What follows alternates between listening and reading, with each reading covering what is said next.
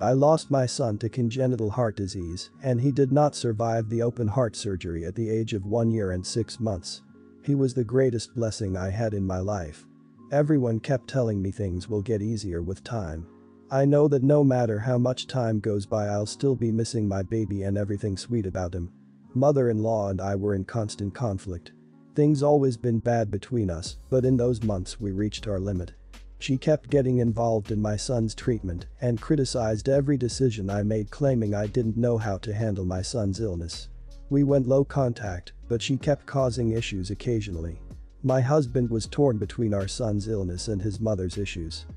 When my son passed away, she came to the funeral and caused a scene by arguing with me, knowing I had no energy for it. She used the fact that everyone was there so she could say it was my fault my son was born sick and I didn't take care of him properly, that I didn't listen to her when suggested other ways to treat his condition, and that I was the one who took their grandchild away from them and caused them heartache. She then loudly called me a bad mother. I had no idea how I kept my composure and kept standing on both feet. My mom and sisters responded by telling her to leave. My husband was sitting down crying. She then went to tell everyone I kicked her out as a way to hurt her further and lied that I convinced my husband to ban her from visiting her grandson's grave.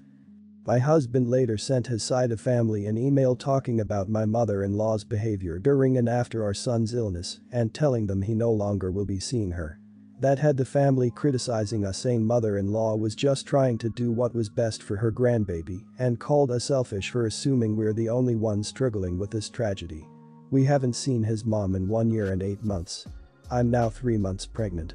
No one knew, only my sister-in-law, brother-in-law's wife, but word got out. Though we told her not to say anything. Week later I had family members saying I was invited to a dinner hosted by mother-in-law so she could both apologize in front of the whole family and settle this issue before the baby's born. They said mother-in-law was regretful and offered to financially provide for her grandbaby, and they want to see that. I refused, but my husband surprisingly wants me to go. I had his grandparents calling me, telling me that I'm a person with a good heart and forgiveness is something I'm capable of giving. I told them I'll never be sitting at the same table with the person who called me a bad mother at my child's funeral. I still remember it vividly till this very day. My sister said this change of heart from mother-in-law is probably for the new baby. It could be, but I insisted I wouldn't come. They're saying I'm making hard for everyone to move on and past this unresolved pain and should really go. This whole thing's making my skin crawl. Mother-in-law's looking for a way to control you so you won't go rogue with her precious grandbaby's parenting this time. You are a wound to her. Nothing more. Do not accept anything. Do not see her. Do not give anyone on your husband's side of the family any information you do not want her having. Talk to your husband in detail and make sure he's completely on the same page as you. She will not stop trying to control you and your baby this time. Not the idiot. Not the idiot. If you're looking for permission, here it is. You never have to speak to her ever again. I'd make it very clear to my husband if I were you that I will not be speaking to her, she will not be spending time with my child, and any relationship he wants to have with her is between him and her, and I don't ever want to hear a word about it. They are trying to buy your pain and wash away her abhorrent behavior with money. They can all go to hell. I'm so sorry for your loss, I can't imagine. Wow. Of course, you are not the idiot. But I'm flabbergasted at his mother's behavior and how other members of your husband's family are enabling it. Honestly, there is nothing more horrific than blaming a parent for their baby's illness and death at the baby's funeral. That is actually peak idiot, and the fact that they are bold enough to think forgiveness can even be an option here is baffling. I'm so sorry you had to go through all of this, and your horrible in-laws are making a terrible situation so much worse. I wish you the best with your new baby. I've been babysitting for my sister, Liana, and her husband, Lenny, since I was 15. They have 4 kids, their oldest who just turned 4 and are twins, Julian and Jeremiah, their 2-year-old who has special needs, Vanessa, and their youngest, an 8-month-old named Isabel. Though they are a handful, I love my nieces and nephews and absolutely love babysitting them when I can. Recently though, I've been purposely avoiding Liana's calls and messages to come by to hang out, even though I know she and Lenny will be completely dressed up when I get there and make up an excuse as to why they have to go and leave me the kids. This has happened several times over the years. Other instances include them saying they're going to a doctor's appointment in town, dropping them off at my house, and coming back hours later. A couple of times they even came back the next day because they knew they would be late and wouldn't want to wake them up without a notice and avoiding my calls and messages. One time I was in my restroom and came back to my room with all 4 sleeping kids on my bed, followed by a text reading I'll pick them up after grocery shopping. Spoiler, she picked them up hours later, which caused me to miss an exam I had for a class. Though I was never paid for babysitting, I still enjoyed doing it when I was younger and had more time. I admit I'm at fault for allowing this to go on for so long. I'm 20 years old now and attending college. My time is valuable, and when I'm not at school or working, I can't be spending my entire day babysitting while not getting paid, not to mention spending my own money on diapers, formula, wipes, and food for them. They always ask about my school and work schedule to see when they can drop them off so they can have fun with their aunt. So this semester I decided to lie about my schedule because after having multiple talks with them asking if they could please ask me if I'm available first, pick them up when they say they're going to, and to bring me the supplies I need, they still don't listen. Am I the idiot for purposely lying about my schedule and availability to avoid babysitting? Not the idiot. I get it. Make your stance crystal clear and tell them, in a politely worded text or email, that you will no longer be offering or accepting babysitting services, defined as being the sole adult responsible for watching any or all children, unless it is a legitimate and justifiable emergency. You're the biggest advocate for your own life. Own it. If they get upset, which they probably will, then shrug and be on your way, assuming this would not put you in any physical or financial danger. Not the idiot. People get incredibly entitled about their babysitters. You need to wean them off you in whatever way causes you the least drama. Saying you're too busy to watch their kids for hours without notice isn't even a lie anyway, you already missed an exam because of it. To this day, my aunt thinks I was an accident because my mum was her babysitter at the time, and if she knew my mum had gotten pregnant on purpose, she'd have been furious about the loss of babysitting services. Not the idiot. But maybe just say you have a really heavy class load this semester, so you can't accurately predict when you will have time that you won't be needing to use to study, but you'd love to try to babysit for them once a month or so. Be proactive about reaching out to set a date so they can't steamroll you. Go to their house and use their supplies. Then start studying in the library on campus, maybe even with study buddies from your classes. Really, do whatever works for you. Good luck. Some context. I live in Canada, and my wife's niece wanted to come visit us for a few weeks. She's 22, I've known her since she was 4. Her dad walked out on her family when she was 8. She's very sheltered by her mother. Anyway, I told my wife it was fine with me if she visits. She's a good kid, and our 5-year-old son loves his cousin and really wanted to see her. But then my wife goes, and she, the niece, wants to bring her boyfriend. He's 47. I'm 41, my wife is 42. I was like, you're kidding, right? She wasn't kidding. At first, I was like, hell no. But after about a week of talking, I gave in, with one caveat. I told my wife that if this dude is staying in our house, I'm going to ask some questions he might not like. She wanted to know what kind of questions, and I gave her some. 1. How did you guys meet and who made the first move? If the dude made the first move, it's weird. 2. Has the dude been married? Does he have kids? 3. Why are you, the dude, dating such a young woman? 4. Are you, the dude, aware of the young woman's history with her father? 5. What's the end game here? A serious relationship, marriage. Have you, the dude, discussed what will happen if the young woman gets pregnant? I know, I'm not the girl's father, but no one else in her family is asking these questions. Her mother is fine with the relationship, which boggles my mind. So, fast forward to the visit. Niece and old dude show up. I'm cordial. I wait till evening, after everything is settled and dinner is over, and I invite the dude to join me on the porch for a beer. Just me and him. Then I start asking my questions. After only my second question, the guy starts getting defensive. He told me this is none of my business. I got a little pissed at that. I told him he's staying in my home for a week, I can ask him a few questions. And the girl is my niece, I'm not out of bounds here.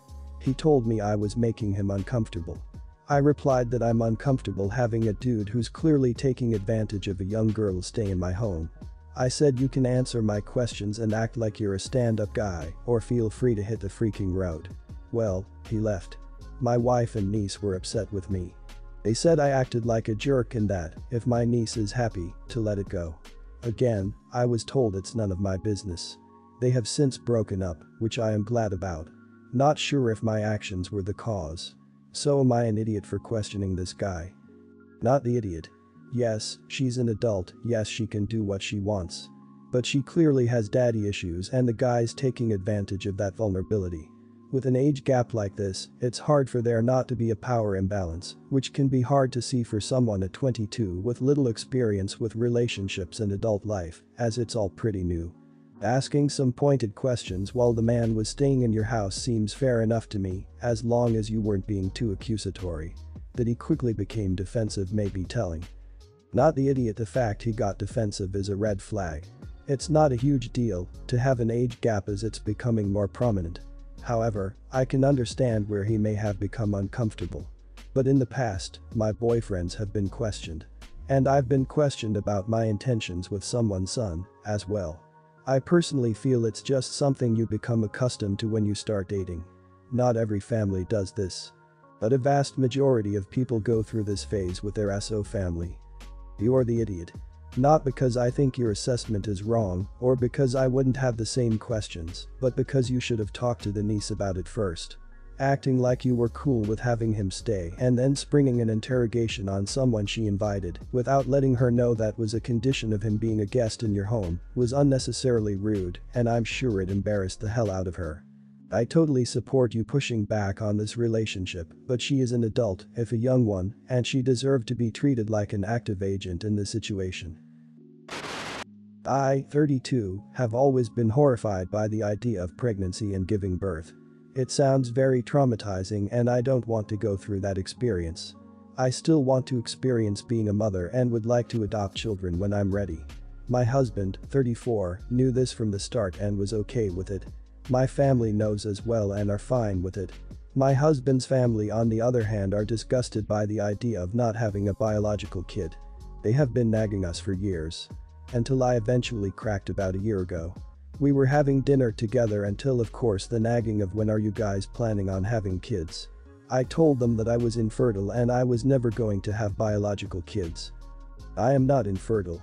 I should have checked with my husband before I said that, but I was so tired of the nagging. He followed along and we both left after that. The topic of trying in vitro fertilization or a surrogate has come up, but rarely, and spending time with my husband's family has become so much more bearable. Onto the situation. About 2 months ago I accidentally got pregnant. I won't go into details. I saw a doctor and I was about 6 weeks in. I got scheduled for an abortion just 3 days ago. At the time my husband didn't want me to, not wanting a bio kid was one thing, but getting rid of our child after I was pregnant was different for him. I told him I was sorry, but I'm not willing to go through pregnancy and birth, so I went through with it. The day after I got the abortion I got a call from my mother-in-law. She screamed at me for lying to her and aborting her unborn grandbaby. I was really confused about how she knew. I later talked to my husband about it. He said he told her. He said he was upset at me for making him lie to his family, but my family got to know about everything. That it wasn't fair I was treating his family like such a burden, and it isn't fair to them. They are allowed to know about the abortion if my family knows. We fought for a while, and he went to go stay with his mom for a few days, so we could both cool down. Since then I've also gotten calls from a few other of his family members telling me I was in the wrong. Now I'm starting to wonder if I was wrong for lying to his family and making him lie too. I'm wondering if making him lie without talking to him was unfair to him. And that I should have put more consideration into his opinion of the abortion. Am I the idiot? Everyone's the idiot here. You shouldn't have started the lie, but you shouldn't have had to. His family had no business commenting on your reproduction, and your husband should have shut it down before you kind of snapped and lied. However, the pregnancy, abortion, well ultimately your choice, was a big event in your husband's life, and he is entitled to reach out to loved ones during difficult times. It shouldn't have ended up with mother-in-law contacting you about it, but it's crappy of you to expect your husband to keep secrets about his life to support your lie. Not the idiot. Nagging people about having kids is inappropriate and invasive.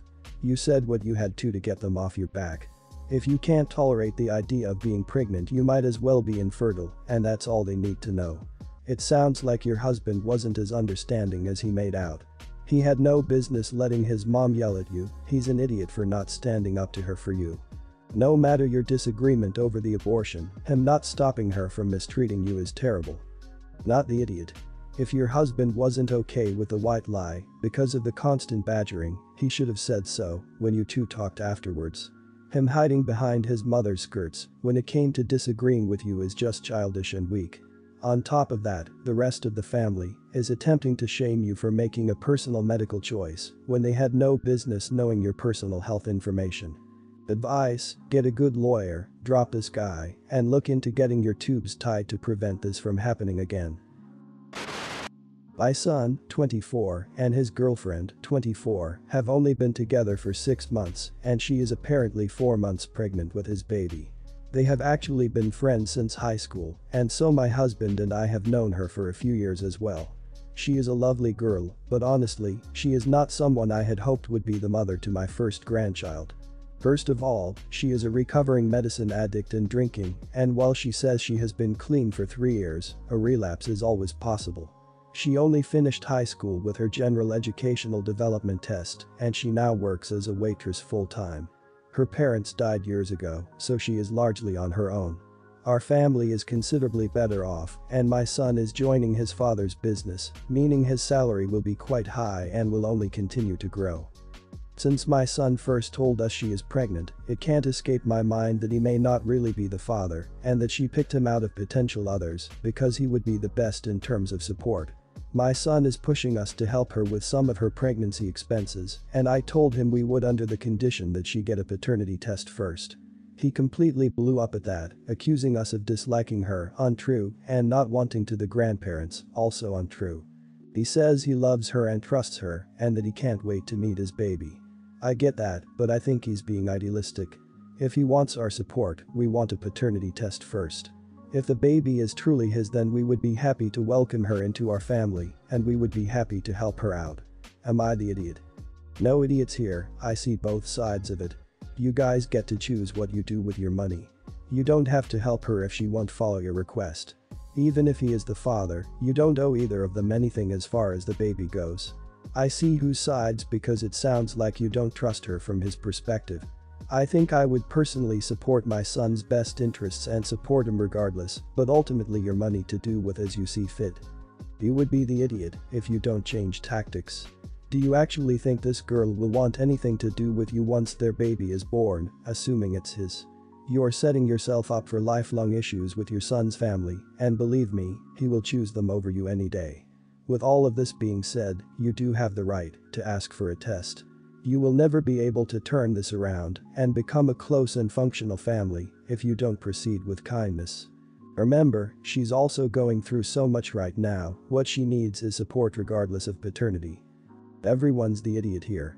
It's pretty obvious you don't think well of her, getting off alcohol and staying off for 3 years, and counting is a hard thing to do, and she should be commended for that, rather than looked down on, and seems to be a hard worker. Her job isn't something to look down on her for, either, but at the same time, your son is 24, and so is his girlfriend. They're adults who shouldn't be asking mommy and daddy for help with pregnancy expenses, and it's your money.